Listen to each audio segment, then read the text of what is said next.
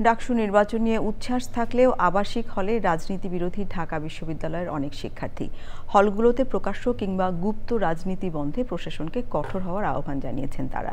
তবে নির্বাচনকে কেন্দ্র করে তাদের অনেকে প্রস্তুতি শুরু করেছেন। লায়লা নওশিনের রিপোর্ট। সবশেষ ঢাকা বিশ্ববিদ্যালয় কেন্দ্রীয় ছাত্র সংসদ ডাকসু নির্বাচন হয় 2019 সালে। এরপর আবারও শুরু হয় ক্ষমতাসীন ছাত্র সংগঠনের দাপট। জুলাই গণঅভ্যুত্থানের পর সব মহল থেকে দাবি ওঠে ডাকসু নির্বাচনের। বিশ্ববিদ্যালয় কর্তৃপক্ষের ঘোষণা অনুযায়ী আগামী 9 সেপ্টেম্বর ডাকসু ও হল সংসদ নির্বাচন হওয়ার কথা। কয়েক বছর বিরতির পর ডাকসু নির্বাচন নিয়ে বেশ উত্তেজনা কাজ করছে শিক্ষার্থীদের মাঝে। আই ডিডন্ট এক্সপেক্ট যে ডাকসু নির্বাচন আমি দেখতে পারবো বিশ্ববিদ্যালয়ে থাকা অবস্থায়।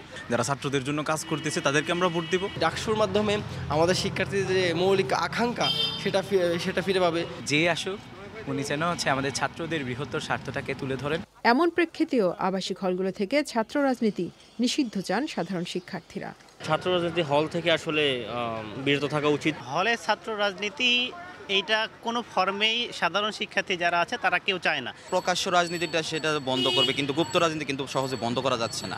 বৈষম্য বিরোধী ছাত্র আন্দোলনের সাবেক মুখ্য সমন্বয়ক উমামা ফাতেমা বললেন, হলে সকল প্রকাশ্য ও গুপ্ত ছাত্র রাজনীতি নিষিদ্ধ চান তিনি। ছাত্র শিবির তাদের যে উপঢৌকনমূলক রাজনীতি সেটা দিয়ে হলে এন্টার করার চেষ্টা করে, সেটার হাত ধরে ছাত্র দল এখানে এন্টার করেছে এবং অন্যান্য ছাত্র সংগঠনও কিন্তু এখানে এন্টার করার চেষ্টা করেছে। আমি একজন রিপ্রেজেন্টেটিভ আকারে আমার ওই ডিসিশনটাতে আমি স্টিক আছি যে হলের মধ্যে কোনো ধরনের ছাত্র রাজনীতি হবে না।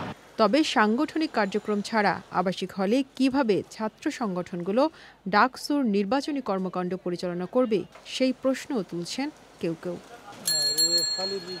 Laila Nowshin, channel I, Dhaka.